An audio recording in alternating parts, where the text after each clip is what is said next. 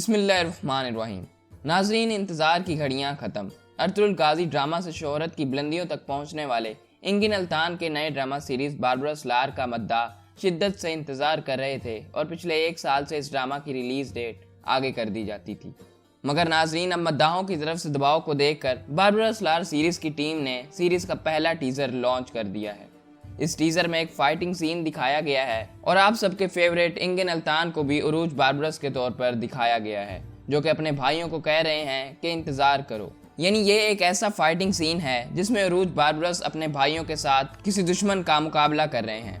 नाजरीन, ये तो अभी सिर्फ टीजर ही लॉन्च हुआ है। जैसा कि हमने आपको बताया था कि ये सीरीज सितंबर 2021 में लॉन्च कर दी जाएगी। जैसे ही हमें इस सीरीज के रिलेटेड कोई भी इंफॉर्मेशन मिलती है, हम फौरन आपको आगाह कर देंगे। टीजर देखने के लिए यहाँ क्लिक करें। अपना ख्याल रखिएगा। अल्लाह हाफिज।